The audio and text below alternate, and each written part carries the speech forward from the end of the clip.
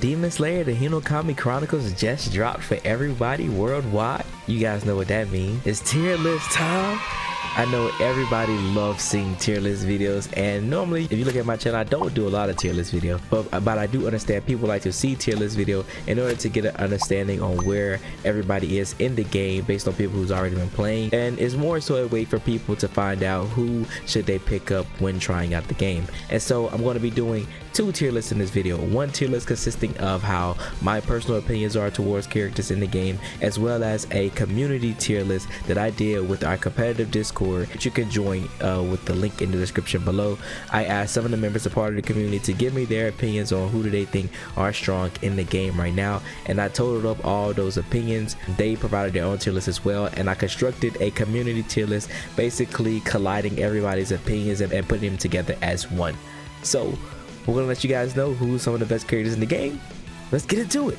The first one we're going to be covering my tier list. Now my tier list, personally, I think it's a pretty solid tier list. I think that there isn't anybody in the game worse than B, and B means that they're still really viable and good to play in the game. This is an arena fighter. Arena fighters don't take forever to understand and for the meta to be established, but I do think that it's still kind of early to say that a meta has been established. There's a lot more time that can go around. There's a lot more shifting of the characters that can be done before the meta has officially set, but as of right now, these are just my general opinions to start off with, and we're going to get ahead and knock out the characters that shouldn't be too questionable when I state them. And the first ones are Rengoku and Hinokami Tanjiro. I just feel like these characters by the entire community are considered some of the best characters in the game because of the amount of damage output they have, the huge hitboxes they provide with their characters, the amount of damage they do, the amount of pressure that they apply. These characters just come out super strong. Rengoku is big hitboxer character. There is almost completely impossible to avoid this character, and once he hits you, if you have no escape out of his combos, Rengoku takes your entire life bar, and it's crazy how much damage he pushes out. Hinokami Tanjiro is kind of similar, but the great thing about his is that he has a automatic guard break move. Now this move can become reactable if you're playing on PS5 and PC, but the crazy thing about this is that you can have setups where he puts you in block stun and he can still guard break you that way, and it's just really crazy that this is a thing with this character. I am more so personally not a Hinokami Tanjiro believer because I believe his guard break is probably the strongest suit for him, but for me personally I think he does sit around low as high A tier. Next we have is Sabito. Sabito, I feel like has always been in a really solid position where ever since the game came out, people at first had him as S tier, but now as the game has developed, people are slowly bringing him down, but people still think he's a really strong character. And then for the final one that I think that everybody has a common agreement upon is Murata. Murata is considered the worst character in the game currently, but he isn't a bad character. I feel like that there aren't a lot of people that play this character currently, but I do have a homie who has been labbing this character, and so far what he's shown me based on some of the gameplay that we have done together and just seeing some of the clips and stuff on Twitter, Murata actually isn't a bad character. He's a meme character, but he has like meme like appearances, but him as a character in general, he does some pretty good stuff. So I wouldn't be surprised if Murata shoots up and we just don't have a B tier at all, at least coming from my perception. Now I do want to go with some characters that some people might not agree with, and one of the first one I want to say is Orokodaki or Sakonji. A lot of people are very wishy-washy on where they think he is placed at. At first few days, automatically people who had early access, everybody said, oh, Sakonji's one of the best characters in the game. And then as time has progressed, people are starting to say he isn't that great, or that maybe he's kind of overhyped and that he's only good for his assists. But personally, from my perspective, he is one of the main characters that I currently use, and I think Sakonji is either the best character in the game or tied for best character with Rengoku. Now I say this because Sakonji gets to decide how the pace of the match is set. Sakonji has the ability to set down traps around the map, and once he sets down the traps, he really doesn't have to commit to anything that he's doing. So Sakonji can literally get the hit within the game, get the life lead, and sit there and camp on these traps. And you're saying, oh well, the traps can just go away over a period of time. These traps last 30 seconds a piece, so he can spacefully put these traps out, almost making it so that he will always have a trap set.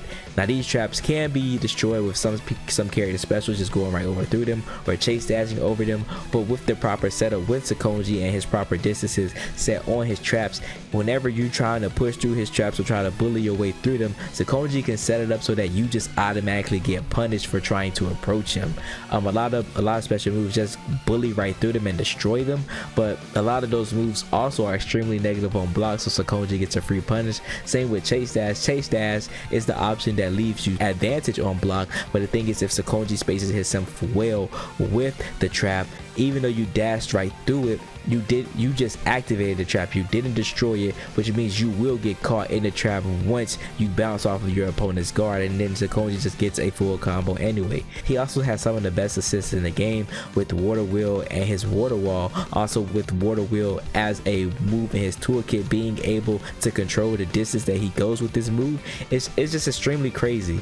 Currently with him, I'm using Zenitsu, and Zenitsu, I can call Zenitsu assist for Thunderclap Flash and confirm basically full screen with Water Wheel because of how fast and how far this move goes. It's almost impossible for me to see when Sakonji played right that he isn't literally one of the best characters in the game, so he's almost impossible to deal with. There is counterplays to the character, but with a good Sakonji, it's really going to be hard to actually deal with him. So in my opinion, he is the best character in the game, but Rengoku just comes off as a lot better because he's extremely aggressive and oppressive, and the defensive options that you need to beat him is kind of hard to use, especially with on the older gen console, because Rengoku's weaknesses are push block and parry, and due to the input delay on console, it's almost impossible to perfectly time your push block, let alone your parries. Next we have base Tanjiro. Now at first when seeing this, I saw a lot of people were putting base Tanjiro pretty low, and I feel like that was also because a lot of people weren't picking him up. Base Tanjiro comes off as a kind of a uninteresting character because Hinokami Tanjiro is right there. Regular Tanjiro, in my opinion, is better than Hinokami because he's similar to Sakonji, where not only he's a good character on his own, but he provides extremely strong support for almost anybody within the game due to him having some pretty good assists. He's a part of a few characters that has a water wall, but his water wall doesn't hard knockdown, so you're able to confirm it's a full combo, and he also gets a pretty okay water wheel. It's not as good as the other water wheels in the game, but it's still a really good move regardless. Next is Giyu. Giyu, I feel like, has been on a big upwards momentum recently. I remember when the game first came out, a lot of people were saying, nah, Giyu kind of mid, Giyu ain't all that, the counter is kind of this character doesn't look all that. But now that people are getting the hang of it and they're seeing how strong that him having a counter that when it lands he gets a free blue combo that leads into basically 60+% guaranteed every time, this character is crazy. Now you can bait out counter, of course, but if he gets this, he turns the game immensely, especially if you don't have an assist to help you escape out his combos. Giyu is really strong. I haven't really tried him for myself, but based off what I'm seeing recently, I think Giyu is slowly moving up to be a part of some of the one of the best characters in the game, and who knows, maybe within the next week or so Giyu might be even considered an S tier character up there with Rengoku and Hinokami Tanjiro. So we'll see as that moves on. Next is two characters that I feel like that just randomly started getting a lot of love recently. I've been doing a little bit of studying on them and seeing how good they are, and even trying out for myself, and I can undoubtedly say Nezuko and especially Inosuke are really strong characters within this game. Inosuke is a complete bully. He prevents you from getting him off of you. One of the strong things that you guys know within this game is push block. Push block is what's used to push your opponent off of you, but in some instances Inosuke just completely ignores push block and just continues to maul your guard, and he's just a guard break character. He loves just maintaining and staying on top of you, and his combo strings as well as like his specials allow him to easily get in and get out, have armor, break through you. Inosuke is just a bully and he plays how he wants to.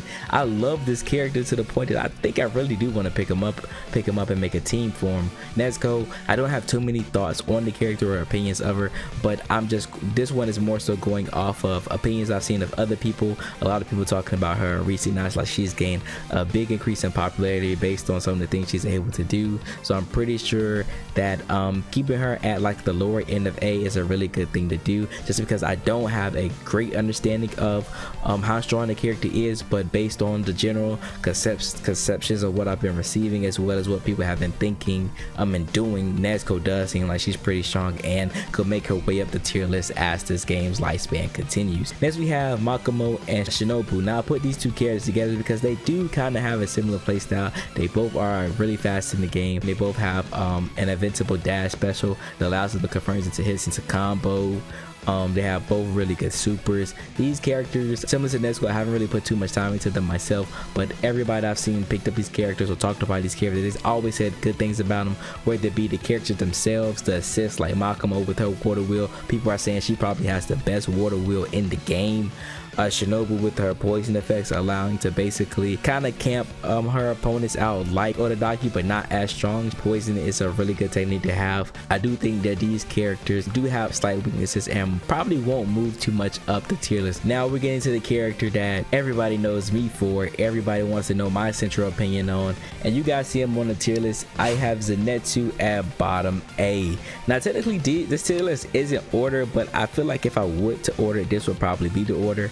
Zenitsu's, I put him at bottom A just because he has a big glaring issue where he struggles when it comes to one-on-one combat when facing an opponent. Zenitsu has a very poor jab in the game, and it becomes very difficult for him to close the gap and get him against his opponent without using some sort of assist call in order to back him up, which is why when playing Zenitsu now, I have Zenitsu as my secondary character. I think Zenitsu is a lot stronger when you have a character to initially start the damage and interaction for you and cause Zenitsu in to bring in the thunderclapping. That's when Zenitsu really shines and highlights himself. I'm not saying that Zenitsu can't be played on point, because I do know a lot of people play this character on point, but I do think that Zenitsu's glaring issues with him being able to be punished for the things that he's good at, which is with punishing, is kind of crazy to me to see. Overall, everybody in the game is really good. No matter who you pick, you're gonna have fun. You're gonna have fun with your favorite characters in the game, and I'm pretty sure all the DLC that's coming in the future will be the same way. That is my personal tier list. That is what I think. Now we're gonna move on to the community tier list, and I feel like their tier list isn't too bad. Like I stated before, generally everybody thinks that Rengoku and Tanjiro is really good. Giyu, I was noticing that a lot of people had him pretty high. Inosuke Nezuko were the two main characters that I saw a lot of people within the Discord starting to say that these characters are S tier, these characters are really good. Next, another glaring choice that you guys might see is base Tanjiro. Base Tanjiro has been dropped down to A based on the community decision, and I feel like that's because, like before, not too many people are playing with Tanjiro, so everybody are trying to give like a general guess with how strong he is and not providing like too concrete proof on his strengths and weaknesses. Didn't you see Otodaki dropped from me saying that he's the best character in the game to most people in the Discord, thinking that he's not even that good. But anyways, I appreciate you guys coming through. The tier list video has been done and everybody seems pretty good in the game. I can't wait to play with you guys later on today within the game. It's release day, so let the games begin. I appreciate y'all support. I'll see you on the next one.